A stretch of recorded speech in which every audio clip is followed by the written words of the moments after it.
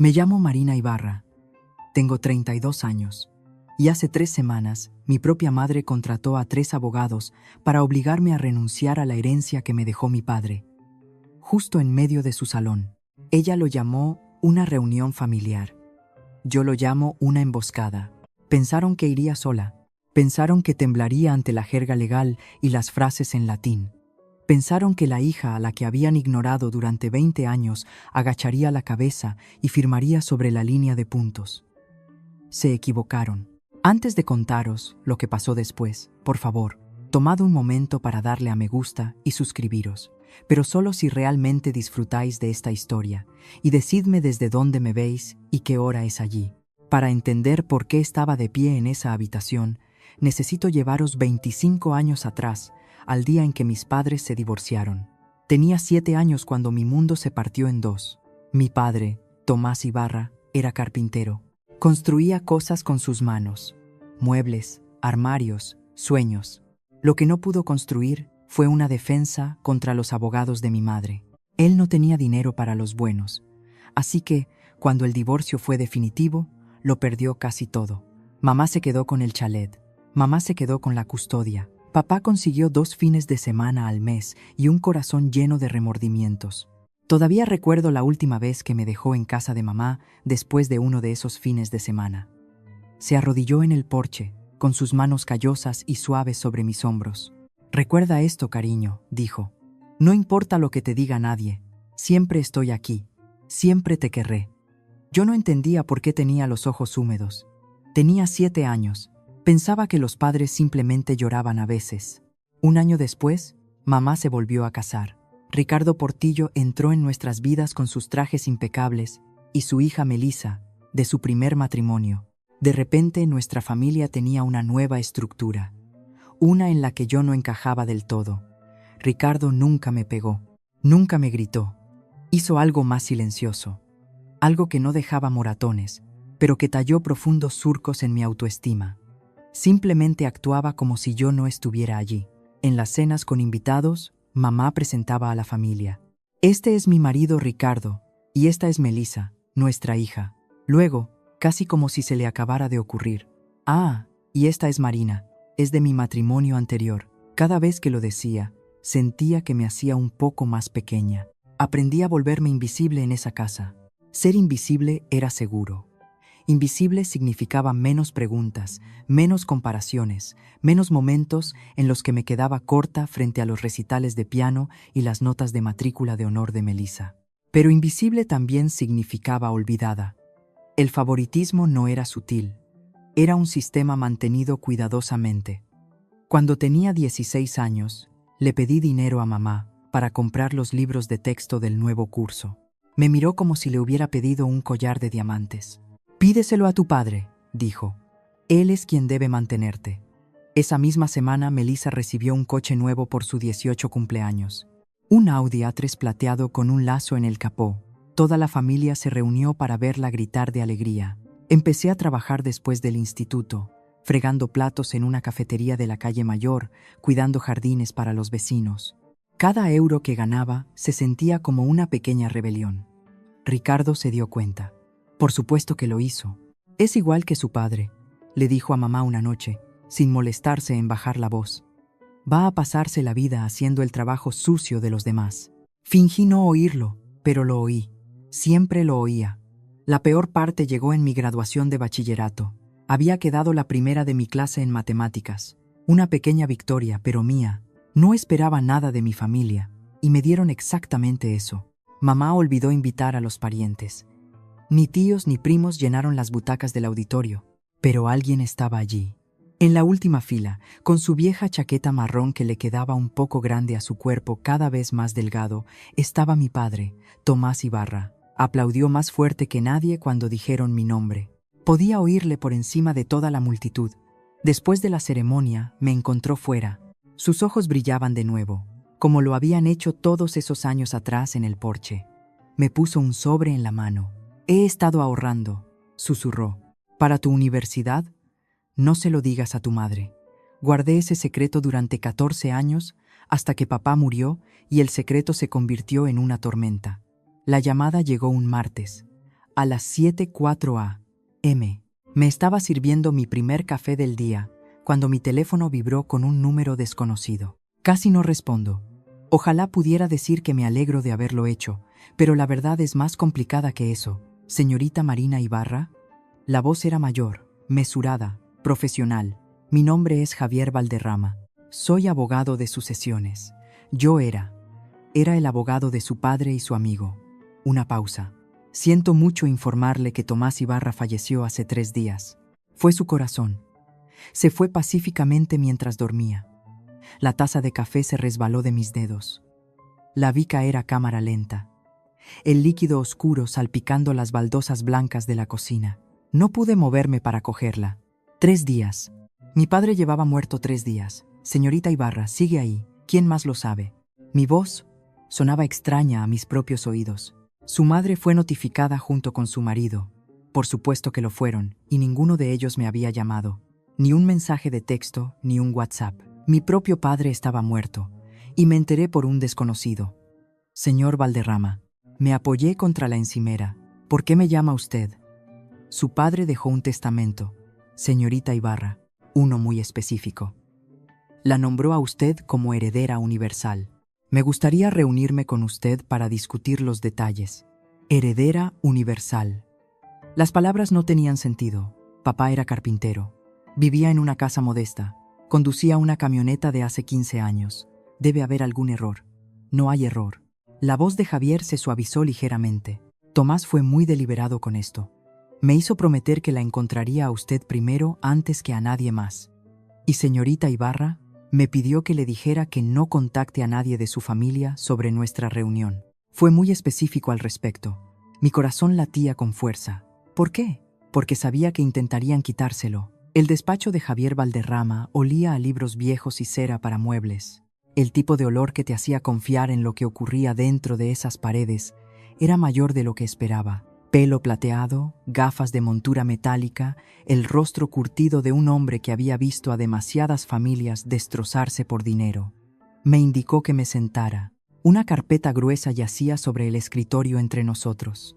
Su padre vino a verme hace 23 años, comenzó Javier, justo después del divorcio. Quería asegurarse de que si algo le sucedía alguna vez, usted estuviera protegida. Abrió la carpeta. Dentro había un documento que reconocí. Un testamento y últimas voluntades, junto con fotografías, extractos bancarios, registros de propiedad. La casa en la calle del Roble. Valor de mercado aproximadamente 500.000 euros. Una cuenta de ahorros con 160.000 euros. Algunos efectos personales. Javier me miró. El valor total del patrimonio es de poco menos de 750.000 euros.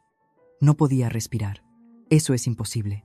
Papá era carpintero. Era un carpintero que vendió su taller hace 15 años e invirtió sabiamente. Pequeñas propiedades de alquiler en su mayoría. Vivió de manera sencilla para poder dejarle esto. La voz de Javier era suave. Nunca tocó el capital. Quería que usted lo tuviera todo. Mis ojos se nublaron. Todos esos años viviendo en esa casa de un dormitorio, conduciendo esa vieja furgoneta, usando la misma chaqueta marrón en mi graduación. Podría haber vivido mejor. Eligió no hacerlo. Javier deslizó otro objeto sobre el escritorio, un sobresellado, mi nombre escrito con la letra familiar de papá. Me pidió que le diera esto cuando llegara el momento. Pero Marina, Javier vaciló. También me pidió que le dijera que no lo abra hasta que lo necesite. Dijo, ella sabrá cuándo. Cogí el sobre. No pesaba casi nada, pero de alguna manera se sentía más pesado que todo lo demás en la habitación. Hay una cosa más, dijo Javier. Su madre. Ella ya está haciendo preguntas. El silencio duró exactamente una semana. Entonces empezaron las llamadas. La tía Lourdes fue la primera, la hermana menor de mamá, la que siempre usaba demasiado perfume y hablaba en susurros en las reuniones familiares. Marina, cariño. Su voz goteaba preocupación ensayada. Me he enterado del fallecimiento de tu padre.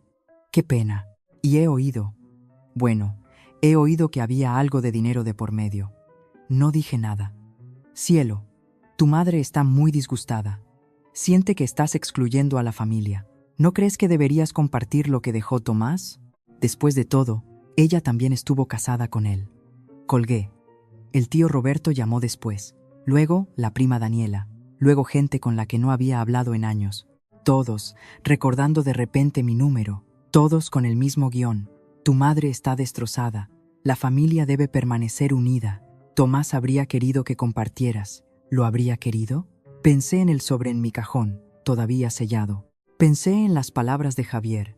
Él sabía que intentarían quitárselo. Finalmente llamó mamá. Era un jueves por la tarde, y su voz era dulce, demasiado dulce.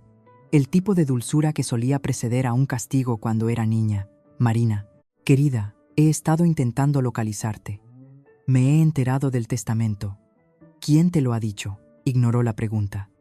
Necesitamos hablar de esto como una familia. Tu padre y yo estuvimos casados durante 9 años. Lo que sea que tuviera, yo le ayudé a construirlo. Seguro que lo entiendes. El testamento dice lo contrario. Silencio. Luego, más fría. Deberíamos vernos, discutir esto adecuadamente. Organizaré una reunión familiar este fin de semana. En mi casa, el sábado a las 2. Bien. Y Marina. Su voz se endureció ligeramente. No seas difícil con esto. Somos tu familia. Todo se puede resolver si simplemente cooperas. No dormí esa noche. Algo venía. Podía sentirlo. Antes de la reunión familiar, acepté reunirme con mamá para tomar un café. Solo nosotras dos, dijo, para hablar las cosas. No vino sola. Ricardo ya estaba sentado cuando llegué a la cafetería, con los brazos cruzados sobre el pecho como un portero de discoteca. Mamá se sentó a su lado, con la cara dispuesta en una expresión de maternidad herida. Marina, cariño, señaló la silla vacía. Siéntate. Ricardo quería unirse a nosotras. No te importa, ¿verdad? Me importaba, pero me senté de todos modos. Ricardo no perdió el tiempo. Se inclinó hacia adelante, su colonia penetrante en mis fosas nasales. Dejémonos de tonterías. Marina, tu padre se ha ido. Te dejó algo de dinero. Eso está bien. Pero tu madre sacrificó años criándote. Ella merece su parte. ¿Su parte de qué? Del patrimonio. Estamos pensando en un 70 hasta 30. Tú te quedas con el 30%. Firmas los papeles. Todos contentos. Miré a mamá. No me miraba a los ojos. Papá me dejó todo a mí. Dije en voz baja. Esa fue su elección. ¿Su elección? Ricardo se rió. El hombre está muerto. Sus elecciones ya no importan. Algo frío se instaló en mi pecho. Me importan a mí. 70 hasta 30, Marina. La voz de Ricardo bajó. Ese es el trato. No. Parecía genuinamente sorprendido, como si la idea de una negativa no se le hubiera pasado por la cabeza. No. Me levanté. El testamento es legal, es definitivo, y esta conversación ha terminado. Caminé hacia la puerta. Detrás de mí, oí la silla de Ricardo arrastrarse contra el suelo. Te vas a arrepentir de esto. Su voz resonó en toda la cafetería. Otros clientes se giraron para mirar. Créeme, no tienes ni idea de con quién estás tratando. No me di la vuelta, pero memoricé esas palabras. Más tarde, agradecería haberlo hecho. Después de la cafetería, la campaña comenzó en serio. No vinieron a por mí directamente. Ese no era su estilo.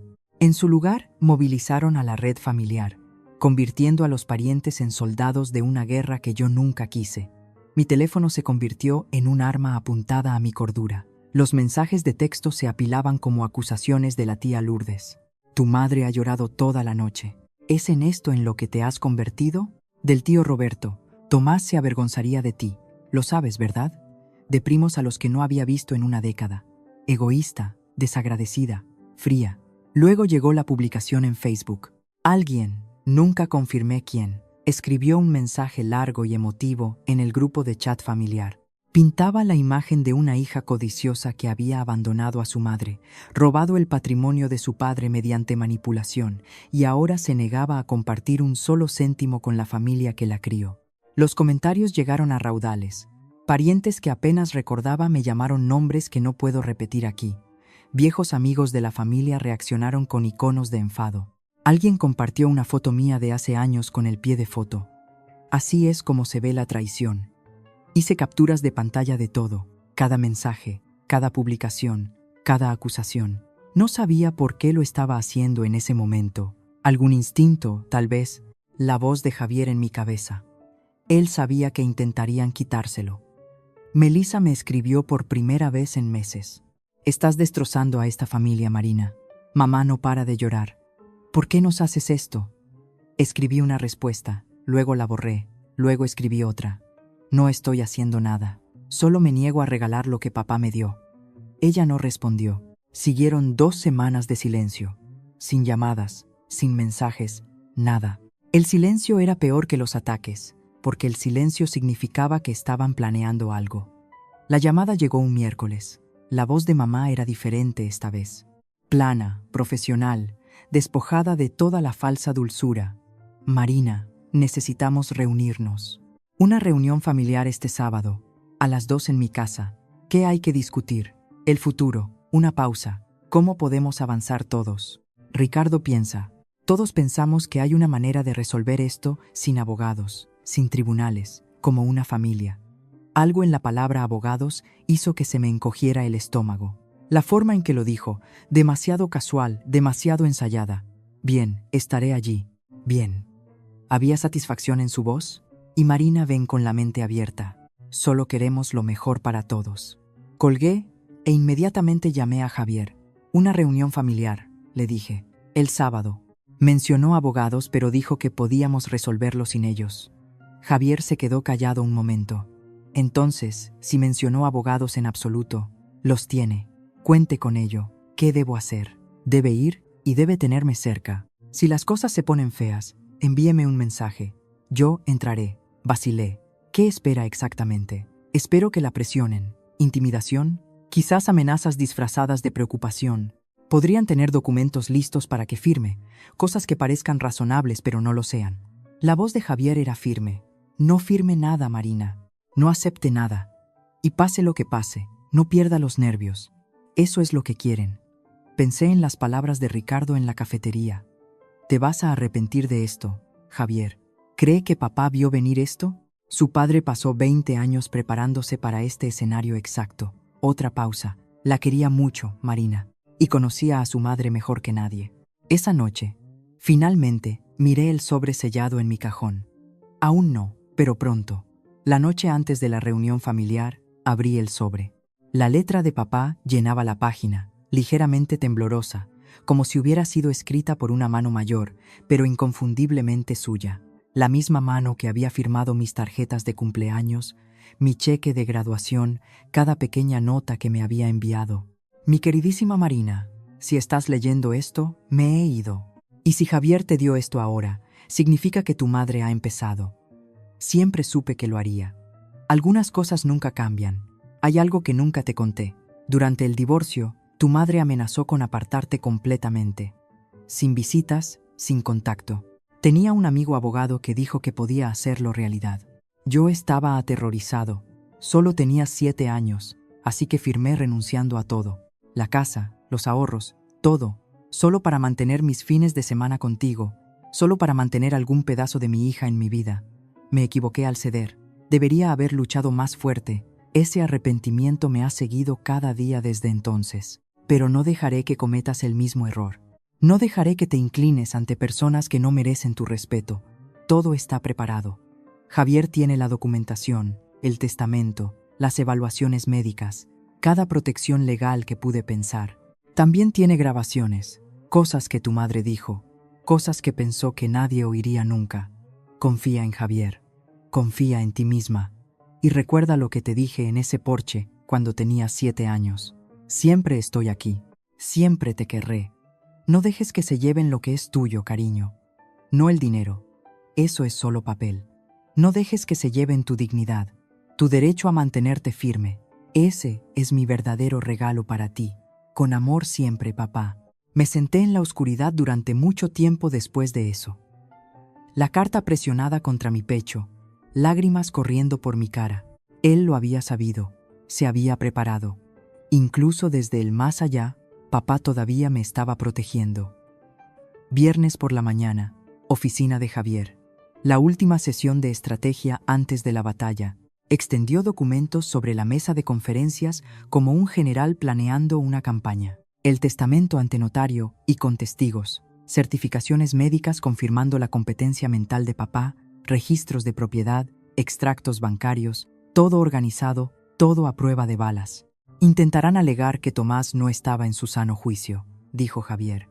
Ese es su único ángulo. Podrían tener a un miembro de la familia dispuesto a testificar que estaba confundido, olvidadizo, fácilmente manipulable.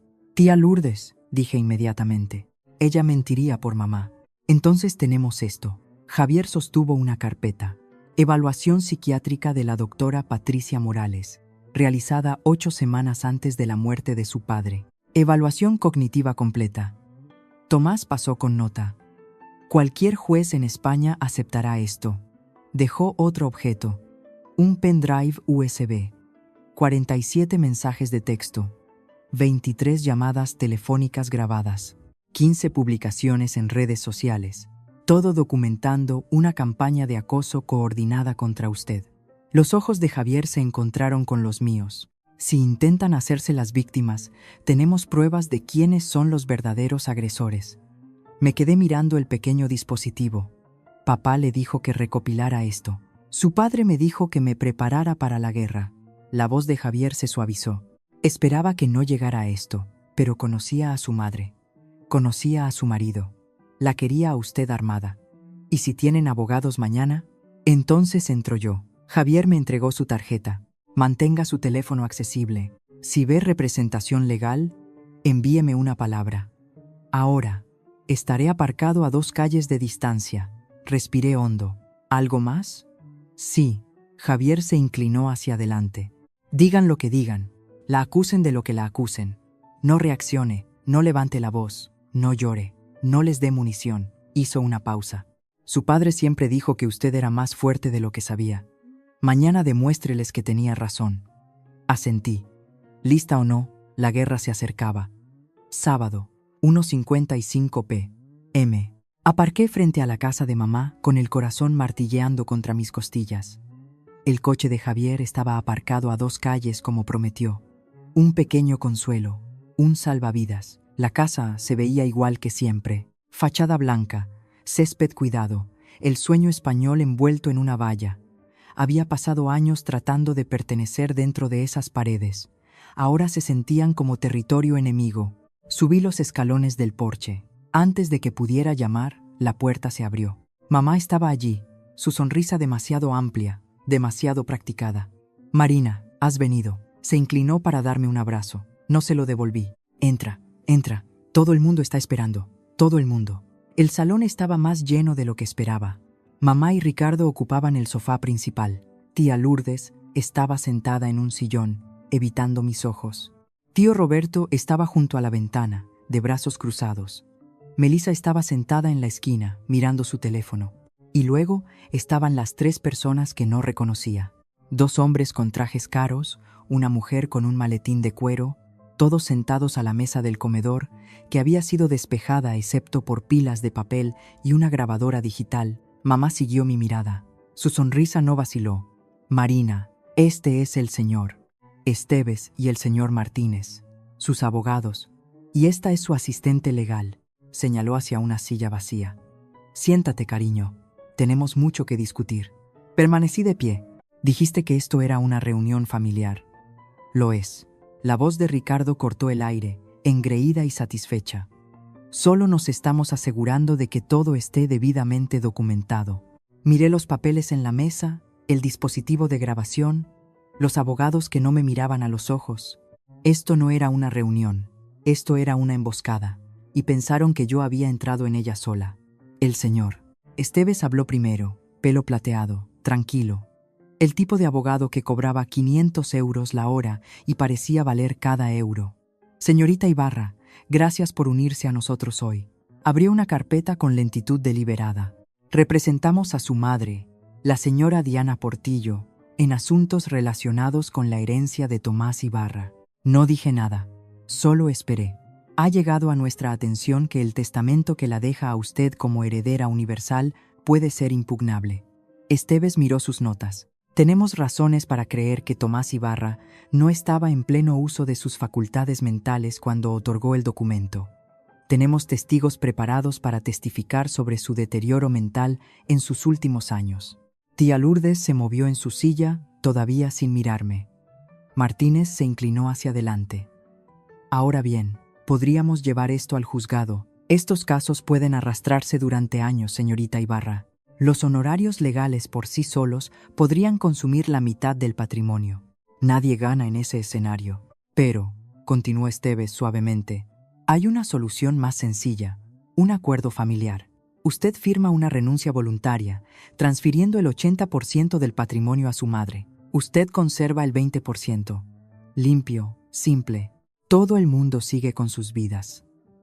80%, no 70%, como Ricardo había exigido en la cafetería.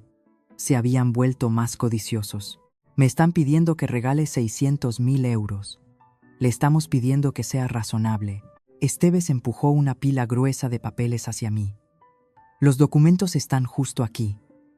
Revíselos si quiere, pero creo que encontrará que todo está en orden. Miré la página superior. Letras en negrita. Renuncia voluntaria de derechos hereditarios. Mamá me observaba con ojos brillantes y expectantes. La sonrisa de Ricardo podría haber cortado vidrio. Entonces, Esteves hizo clic con su bolígrafo. ¿Tenemos un trato? Cogí los documentos, los hojeé lentamente. Luego sonreí. ¿Saben qué es gracioso? Mi sonrisa pareció confundirlos. Ricardo se recuperó primero. Lo que es gracioso es que pienses que tienes opción. Se levantó, con la cara enrojeciendo. Eres una don nadie, Marina.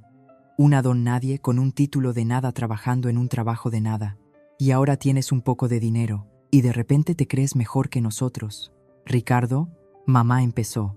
No, Diana. Ella necesita oír esto, me señaló con el dedo. Eres igual que tu padre, testaruda, estúpida. Se pasó toda la vida haciendo el trabajo sucio de otros y murió solo en esa casucha de mierda. Ese es tu futuro, cariño. Eso es lo que estás protegiendo. Tía Lourdes asintió con entusiasmo. Tiene razón, Marina. Siempre ha sido difícil, incluso de niña. Egoísta, añadió el tío Roberto desde la ventana. Siempre tomando, nunca dando. Mamá se secó los ojos con un pañuelo. Las lágrimas parecían reales. La había visto practicarlas suficientes veces para saber que no lo eran. Te crié, dijo, con la voz temblorosa. Sacrifiqué todo por ti. Te di un hogar cuando tu padre te abandonó. Él no me abandonó. ¿Y así es como me pagas? ¿Acaparando dinero que pertenece legítimamente a esta familia? Esteves se aclaró la garganta. Señorita Ibarra, le animaría a considerar su posición cuidadosamente. Impugnar esto sería costoso, lento y, en última instancia, inútil, especialmente con el testimonio que hemos reunido sobre el deterioro mental de su padre. Deslizó un bolígrafo sobre la mesa. Firme los papeles. Termine esto con gracia. Miré alrededor de la habitación, a las lágrimas falsas de mi madre, a la rabia apenas contenida de Ricardo, a los parientes que habían hecho de mi infancia una clase magistral de invisibilidad. Habían preparado todo. Abogados, testigos, presión, todo excepto una cosa. Cogí mi teléfono. En realidad, dije con calma, creo que me gustaría una segunda opinión. Escribí una palabra y le di a enviar. Ahora, Ricardo se rió. ¿Qué estás haciendo? ¿Escribiendo a tus amigos? Nadie va a venir a salvarte, Marina. Yo no estaría tan segura. Pasaron 2 minutos en un silencio tenso. Esteves y Martínez intercambiaron miradas. La sonrisa de mamá empezó a flaquear. Entonces sonó el timbre. Todos se congelaron. Mamá miró a Ricardo, quien miró a los abogados, quienes se miraron entre sí. Yo abriré, dije poniéndome de pie. Siéntate, empezó Ricardo, pero yo ya estaba en la puerta. Javier Valderrama estaba en el porche impecablemente vestido con un traje gris marengo, maletín de cuero en mano. Detrás de sus gafas de montura metálica, sus ojos eran firmes y agudos. «Buenas tardes», dijo, lo suficientemente alto para que la habitación lo oyera. «Espero no interrumpir». Caminó pasando por mi lado hacia el salón. El efecto fue inmediato. Esteves se enderezó en su silla. La sonrisa confiada de Martínez se desvaneció. La cara de mamá se quedó sin color. «Damas y caballeros», Javier dejó su maletín en la mesa de centro. «Mi nombre es Javier Valderrama. Soy abogado especializado en sucesiones colegiado y he estado representando los intereses de Tomás Ibarra durante los últimos 25 años». Hizo una pausa. Ahora represento a su hija, Marina Ibarra. Ricardo encontró su voz primero. Este es un asunto familiar privado, que ahora incluye representación legal en ambos lados. Javier abrió su maletín con un clic. Entiendo que tienen algunas preocupaciones sobre la validez del testamento de Tomás Ibarra. Estoy encantado de abordarlas. Sacó una carpeta gruesa, luego un pendrive USB, luego un sobresellado. Mamá miró los objetos como si fueran serpientes enroscadas en su mesa de centro. Ahora bien, Javier se acomodó en una silla vacía, perfectamente a gusto. ¿Por dónde empezamos? La emboscada acababa de ser emboscada. Necesito hacer una pausa aquí un momento porque quiero preguntaros algo. Si fuerais yo sentados en esa habitación, rodeados de familia que os veía como nada más que un obstáculo entre ellos y el dinero, ¿qué habríais hecho? ¿Habríais firmado para mantener la paz? ¿O os habríais mantenido firmes? Hacédmelo saber en los comentarios. Y si estáis interesados en lo que dijo Javier a continuación, dadle a ese botón de suscribirse porque lo que pasó después de esto lo cambió todo. Javier abrió la carpeta con la precisión de un cirujano. Empecemos con su afirmación de que Tomás Ibarra no estaba en pleno uso de sus facultades cuando otorgó su testamento. Deslizó un documento sobre la mesa hacia Esteves. Esta es una evaluación psiquiátrica realizada por la doctora Patricia Morales, psiquiatra colegiada, 8 semanas antes de la muerte del señor Ibarra. Evaluación cognitiva completa. Memoria, razonamiento, capacidad de toma de decisiones. Esteves echó un vistazo al papel. Su expresión parpadeó. La conclusión, continuó Javier, es inequívoca. Tomás Ibarra era plenamente competente. Cualquier tribunal en España aceptará esta evaluación. Sus testigos no sobrevivirán al interrogatorio. Tía Lourdes se encogió en su silla. De repente parecía muy interesada en sus zapatos. Además, Javier sacó más papeles. El testamento en sí fue otorgado en pleno cumplimiento del Código Civil ante notario y con 2 testigos independientes. Legalmente blindado, se giró hacia Martínez. Mencionó los tribunales. Los doy por bienvenidos. Ganaríamos y luego contrademandaríamos por litigio temerario. La voz de mamá salió estrangulada. Javier, seguramente podemos discutir esto como personas razonables. Estamos siendo razonables, señora Portillo. La voz de Javier no vaciló. La razón dice que ustedes no tienen base legal. La razón dice que este testamento no puede ser impugnado. La razón dice que su hija hereda todo lo que su padre quería que tuviera. Esteves levantó una mano. Señor Valderrama, no nos precipitemos. Quizás haya un punto medio. No hay punto medio. La mirada de Javier barrió la habitación. Tomás Ibarra pasó 20 años preparándose para este momento. Sabía exactamente quién intentaría quitarle la herencia a su hija, y se aseguró absolutamente de que fracasaran. Silencio. Los abogados se miraron. Mamá agarró su pañuelo como un salvavidas. Ahora, dijo Javier. ¿Continuó o necesitan un momento? Nadie respondió. Él continuó. Javier sostuvo el pendrive USB. Esto contiene 47 mensajes de texto, 23 grabaciones de llamadas telefónicas y 15 publicaciones en redes sociales. Lo dejó sobre la mesa con un suave clic. Todo documentando una campaña de acoso coordinada contra mi cliente. Amenazas, difamación, abuso emocional, todo perpetrado por personas en esta habitación. La cara de la tía Lourdes se puso blanca.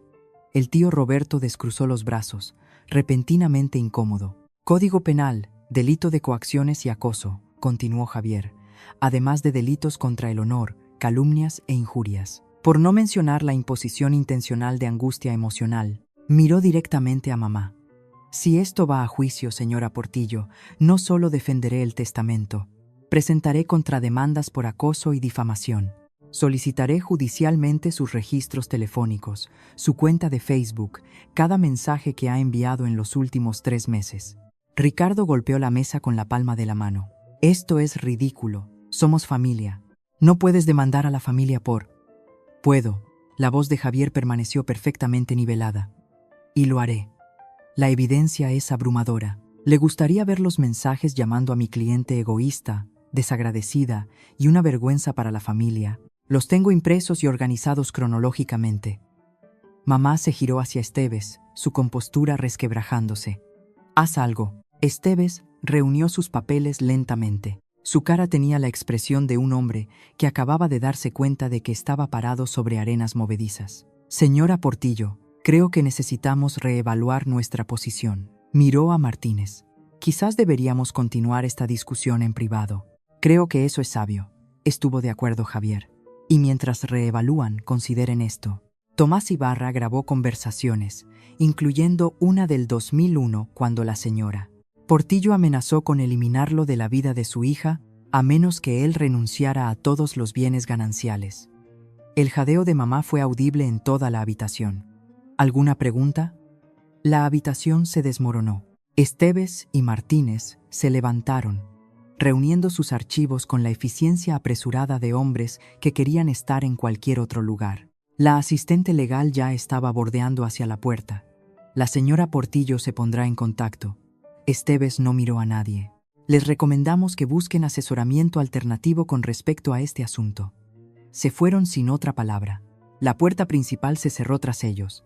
Tía Lourdes estaba llorando ahora. Lágrimas reales, no del tipo manufacturado. Diana, nos dijiste que Tomás estaba confundido. Dijiste que no sabía lo que firmaba. Dijiste, cállate, Lourdes. La máscara de mamá finalmente se había roto. Su cara se retorció de rabia mientras se giraba hacia Javier. ¿Crees que has ganado algo? ¿Crees que esto ha terminado? Me señaló con el dedo. Ella es mi hija. Ese dinero debería ser mío. Estuve casada con Tomás durante 9 años. Sufrí durante esos años. Usted amenazó con quitarle a su hija. La voz de Javier era tranquila, casi suave. A menos que él renunciara a todo. Eso no es sufrimiento, señora Portillo. Eso es extorsión. El tío Roberto dio un paso adelante. Diana, ¿es eso cierto? Su voz era diferente ahora, incierta. Siempre nos dijiste que Tomás se fue, que nos abandonó a ti y a Marina. Él nos abandonó. Tengo la grabación. Javier alcanzó su maletín. ¿Le gustaría oírla? No, mamá gritó. Estaba temblando ahora, lágrimas corriendo por su cara. No, no quiero. Fuera, fuera de mi casa, los dos. Fuera.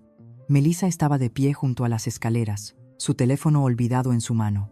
Su cara estaba pálida, sus ojos fijos en su madre con algo que nunca había visto antes. Horror y reconocimiento. Mamá, susurró. ¿Qué has hecho? Mamá no respondió. No pudo. La verdad finalmente había llenado la habitación y no quedaba espacio para mentiras. Condujimos en silencio durante 10 minutos antes de que pudiera hablar. Gracias. Las palabras se sentían inadecuadas. Javier, no sé qué habría pasado si su padre mantuvo los ojos en la carretera. Solo entregué lo que él preparó. Mi teléfono vibró. Un mensaje del tío Roberto. Lo siento, no lo sabía. Debería haber hecho preguntas en lugar de hacer suposiciones. ¿Podemos hablar en algún momento? Otro de la tía Lourdes. Me equivoqué contigo. Me equivoqué en muchas cosas. Se lo mostré a Javier. Asintió lentamente. La verdad tiene una forma de reorganizar las lealtades de la gente.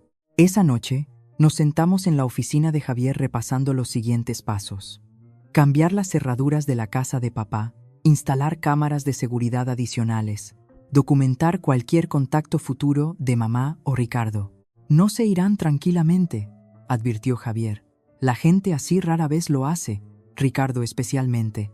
Tiene mal genio y acaba de perder frente a toda la familia de su mujer. ¿Qué pueden hacer? Dijo que el testamento es sólido. Legalmente, nada. Javier se quitó las gafas, se frotó los ojos. Pero no todo lo peligroso es legal. Su padre sabía eso también. Por eso instaló el sistema de seguridad en la casa. Hizo una pausa. Todavía está activo, por cierto. Copia de seguridad en la nube, sensores de movimiento. Tengo acceso a la señal. Pensé en la cara de Ricardo en ese salón, la furia apenas contenida. ¿Realmente cree que intentarían algo? Creo que debería tener cuidado. Al menos hasta que se asiente el polvo. Esa noche, recibí un mensaje más. Este de Melissa. No espero que nos perdones a mí o a mamá, pero necesito que sepas que no voy a ser parte de esto nunca más. Y Marina, por favor ten cuidado. Papá, Ricardo, dijo algunas cosas esta noche. Tengo miedo por ti. El polvo no se estaba asentando. Apenas estaba empezando. Siguieron 2 semanas de silencio tras la reunión. Sin llamadas, sin mensajes, sin publicaciones en Facebook. Debería haberse sentido como una victoria. En cambio, se sentía como la calma antes de un huracán.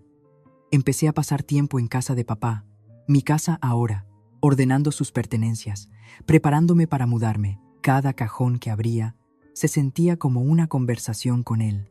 Fotografías viejas, recibos de suministros de carpintería, una taza de café que decía, el mejor papá del mundo en letras descoloridas.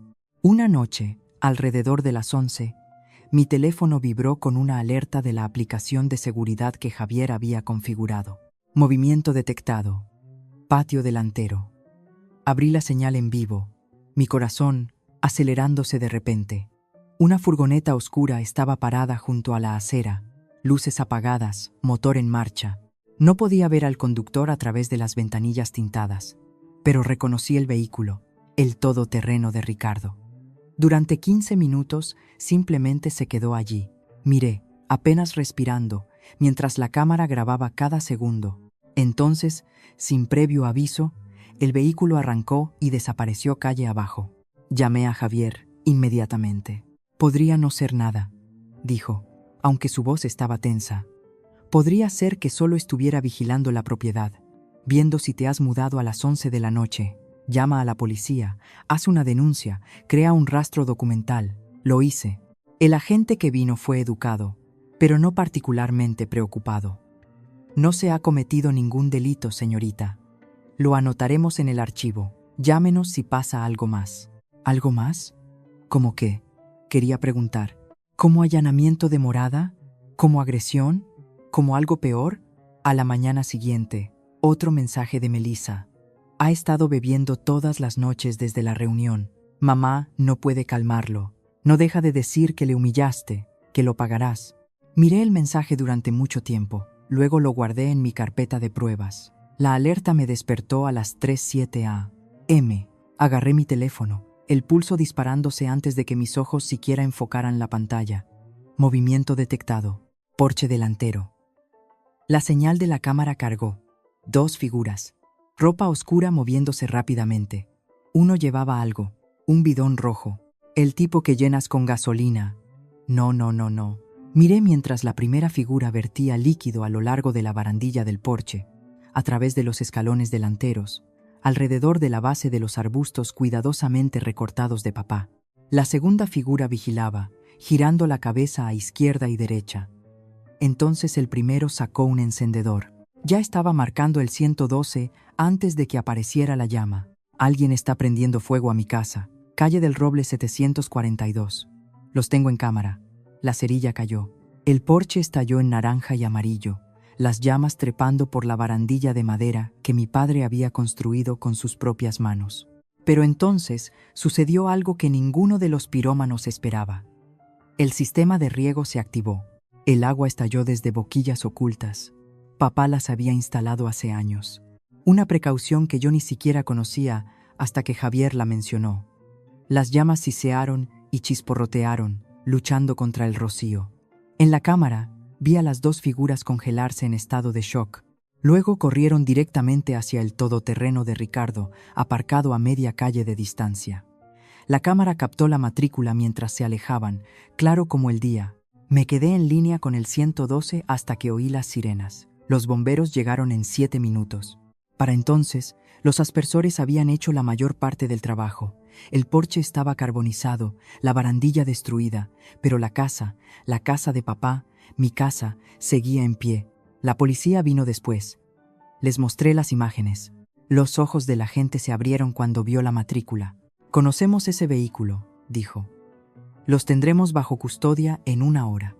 La comisaría a las 4 a. M tiene un tipo particular de vacío fluorescente.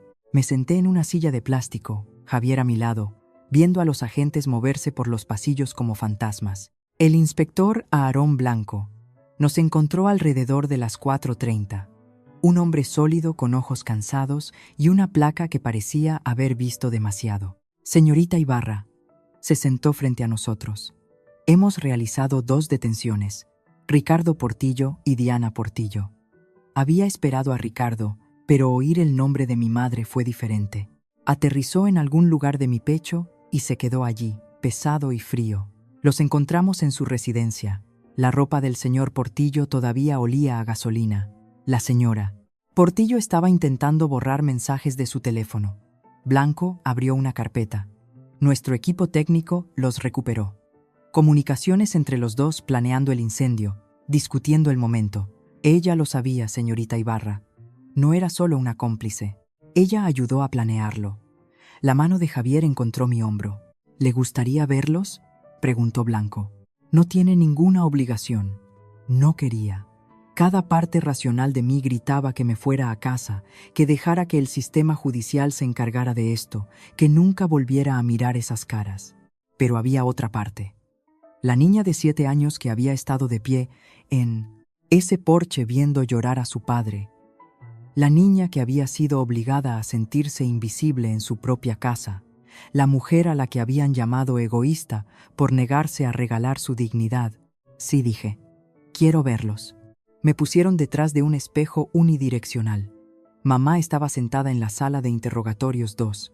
Tenía el maquillaje corrido, su blusa cara manchada. No parecía la mujer que me había criado, parecía una desconocida. Cuando habló con el inspector, su voz se quebró. Es mi hija. Nunca le haría daño a mi hija, pero lo había hecho. Había intentado quemar todo lo que mi padre me dejó. El juicio duró 4 meses. Parecieron 4 años. Las pruebas eran abrumadoras. Grabaciones de video, mensajes de texto, recibos de gasolina rastreados hasta la tarjeta de crédito de Ricardo, 2 vecinos que habían visto el todoterreno esa noche. No había duda razonable que crear. Ricardo subió primero al estrado. Su abogado intentó pintarlo como un hombre llevado a la desesperación por la presión financiera. Su negocio llevaba años fracasando, ahogado en deudas. La herencia lo habría salvado. Al jurado no le importó su desesperación. Les importó la gasolina, la cerilla, las llamas. Culpable. Delito de incendio provocado. Conspiración para cometer delito. 10 años. 7 por el incendio. 3 por la conspiración. Elegible para el 3er grado en 6. El abogado de mamá tomó un enfoque diferente. Ella era una víctima, argumentó, manipulada por su marido, asustada hasta la sumisión. Ella nunca quiso que nadie saliera herido. Los mensajes de texto contaban una historia diferente. Si no podemos tener el dinero, ella no se queda con la casa, quémala. Sus propias palabras de su propio puño y letra. Culpable. Conspiración para cometer incendio provocado. 5 años. Posible libertad condicional después de 3 con buena conducta. Cuando el juez leyó la sentencia, mamá se giró para mirarme desde el banquillo de los acusados. Tenía los ojos rojos, la cara demacrada. Gesticuló algo con la boca. Tardé un momento en leerle los labios. Te arrepentirás de esto. Las mismas palabras que Ricardo había dicho en la cafetería. Las mismas palabras que había dicho en su salón. Le sostuve la mirada hasta que los agentes se la llevaron. Fuera de los juzgados, Javier me acompañó a mi coche. ¿Cómo se siente? Lo pensé. No siento que haya ganado. Solo me siento vacía. Es normal, me apretó el brazo. Pero Marina, su padre estaría orgulloso. El vacío se movió ligeramente, lo suficiente para dejar entrar algo más. Permitidme salir de la historia un segundo. Quiero preguntaros algo honesto. ¿Creéis que debería perdonar a mi madre? Alguna gente dice que la familia es la familia pase lo que pase. Otros dicen que hay líneas que una vez cruzadas no se pueden descruzar. Realmente me gustaría saber qué pensáis. Dejad un comentario y hacedmelo saber. Y si alguna vez habéis tenido que poner un límite firme con alguien a quien queréis o alguien a quien se suponía que debíais querer, no estáis solos. Lo que mi padre quería que hiciera a continuación me sorprendió incluso a mí. La historia salió en las noticias locales. La herencia de una hija lleva a un complot de incendio provocado. Mi cara pixelada en el telediario de la noche, pero todos los que me conocían reconocieron la casa. El trabajo se complicó. Mis compañeros no sabían cómo actuar a mi alrededor. Algunos ofrecían una simpatía incómoda. Otros, podía notarlo, tenían curiosidad de esa manera incómoda que tiene la gente cuando huele el drama. Mantuve la cabeza baja, hice mi trabajo. Traté de recordar que no tenía nada de qué avergonzarme. Las consecuencias familiares fueron más complicadas. La tía Lourdes envió una carta manuscrita de 5 páginas. Detalló todo lo que recordaba del divorcio de mis padres, cosas que mamá le había contado, cosas que ahora se daba cuenta de que eran mentiras. Al final, se disculpó por creer a la persona equivocada durante 20 años. El tío Roberto cortó lazos con mamá completamente. Me visitó una vez, de pie incómodamente en el salón de papá, ahora mi salón. Vi a tu padre llorar en tu graduación, dijo. No entendí por qué, ahora lo entiendo. Se fue sin pedir nada. Eso significó más que cualquier disculpa. Melissa fue lo más complicado. Llamó una semana después de la sentencia. Su voz era pequeña, nada parecida a la chica segura de sí misma que solía tenerlo todo, mientras yo no tenía nada. No te pido que nos perdones a mí o a mamá, dijo. Sé que fui parte del problema. Vi cómo te trataban como si no importaras, y nunca dije nada. No discutí, pero quiero que sepas que no soy ella. No voy a convertirme en ella. Tomó un respiro tembloroso. Estoy yendo a terapia ahora, intentando averiguar cuánto de lo que soy es realmente mío y cuánto es solo lo que ellos hicieron de mí. Eso es bueno, dije, y lo decía en serio. ¿Podemos quizás empezar de nuevo?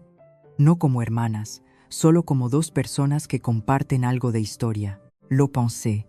Podemos intentarlo. 6 meses después del juicio, Javier me llamó a casa de papá para una última reunión. Tomás me pidió que esperara. Explicó mientras estábamos de pie en el viejo taller de papá, el que había convertido en estudio después de vender el negocio. Quería asegurarse de que la tormenta hubiera pasado antes de que vieras esto.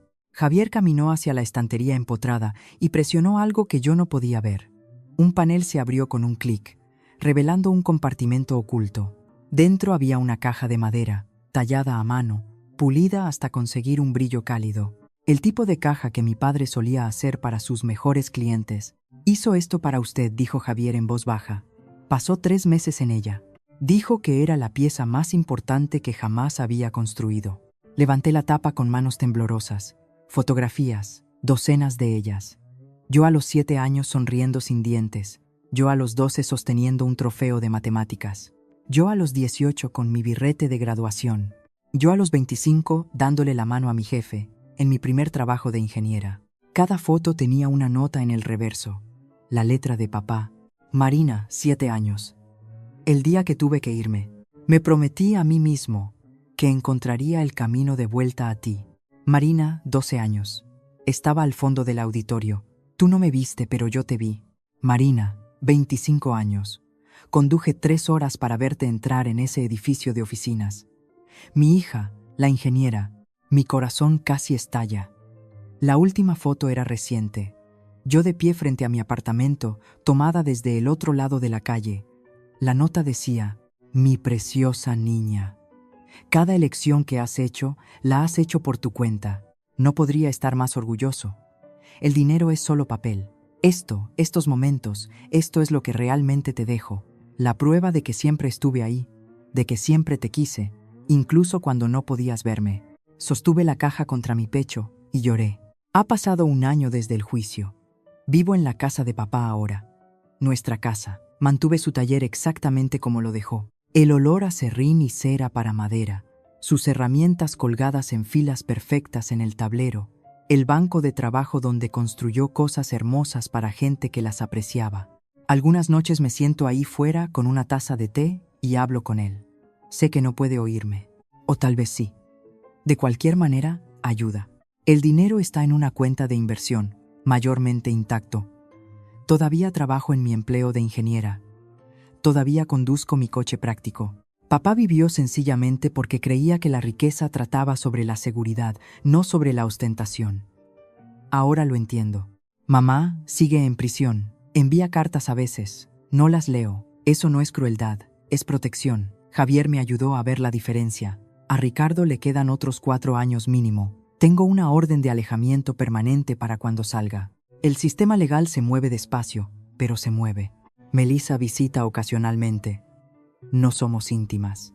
No sé si alguna vez lo seremos, pero ya no somos extrañas. Ella está construyendo su propia vida, lejos de la sombra de las decisiones de nuestros padres. Respeto eso, las reuniones familiares que solía temer. No asisto a ellas, no por amargura, sino porque he aprendido que la obligación no es lo mismo que el amor, y el ADN no es lo mismo que la lealtad. Ceno con el tío Roberto 1 vez al mes. La tía Lourdes envía felicitaciones de Navidad.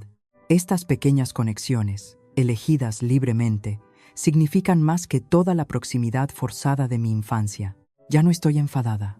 La ira consume demasiada energía y tengo mejores usos para la mía, pero tampoco soy ingenua. Sé de lo que es capaz la gente cuando hay dinero de por medio. Sé lo que mi propia madre estuvo dispuesta a hacer. No lo olvidaré, pero me niego a dejar que eso me defina. A veces me paro en el porche delantero, reconstruido ahora con el mismo diseño que papá creó originalmente, y miro hacia la calle donde casi terminó todo. Pienso en el incendio, en los aspersores activándose como si papá estuviera atravesando el tiempo para protegerme una vez más. Las cámaras que captaron cada segundo. La planificación y preparación de un hombre que conocía a su exmujer mejor que nadie, quien entendió que algunas personas no paran hasta que lo han tomado todo o destruido lo que no pueden tener. No solo me dejó dinero, me dejó una armadura. Y más que eso, me dejó permiso. Permiso para decir no, permiso para establecer límites, permiso para alejarme de personas cuyo amor tiene condiciones adjuntas. Etiquetas de precio garabateadas en los márgenes. Solía pensar que la familia significaba para siempre, pasara lo que pasara. Solía pensar que la sangre te obligaba a perdonar cualquier cosa, soportar cualquier cosa, aceptar cualquier cosa. Papá me enseñó algo diferente, no con palabras, sino con acciones. A través de 20 años de espera paciente, planificación cuidadosa y un amor tranquilo y constante que no pedía nada a cambio. Si estáis viendo esto y reconocéis algo en mi historia, si os han hecho sentir pequeños las personas que se suponía debían elevaros, si os han llamado egoístas por protegeros a vosotros mismos, si os habéis preguntado si tenéis derecho a decir basta, dejadme deciros lo que aprendí. No le debéis vuestra dignidad a nadie, ni a vuestros padres, ni a vuestros hermanos, ni a nadie. El amor debe sentirse como calidez, no como una transacción. Y los límites no son muros que construyes para dejar a la gente fuera. Son puertas que instalas para poder elegir quién entra. Mi padre me dejó una casa, me dejó dinero, pero la verdadera herencia fue más simple y más valiosa que nada de eso. Me dejó el derecho a mantenerme firme, y nunca dejaré que nadie me quite eso de nuevo. Gracias por quedaros conmigo hasta el final. Si esta historia significó algo para vosotros o os hizo pensar sobre los límites en vuestra propia vida, me encantaría leerlo en los comentarios. ¿Alguna vez habéis tenido que plantar cara a la familia? ¿Cómo os cambió? Si queréis más historias como esta sobre familia, justicia y encontrar vuestra propia voz, suscribíos y echad un vistazo a los otros vídeos en la descripción. Nos vemos en el próximo.